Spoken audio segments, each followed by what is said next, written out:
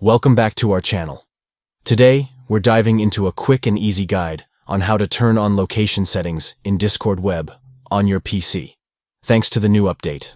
Let's get started. First, open Discord Web on your preferred browser. Simply type in the URL and log into your account. Once you're in, we're ready to proceed. Next, look for the web address bar at the top of your browser. Right next to the URL, you'll notice a small padlock icon or an information symbol. Click on that to view site information. This step is crucial as it gives us access to the site settings. Once the site information menu pops up, you'll see various options related to Discord Web. Look for the option that says Site Settings. Clicking on this will bring you to another menu where you can manage how Discord interacts with your browser. Now, under the Permissions section, find the entry for Location. Here's where the magic happens. You'll want to enable location permissions. Just click on the drop-down menu next to Location and select Allow.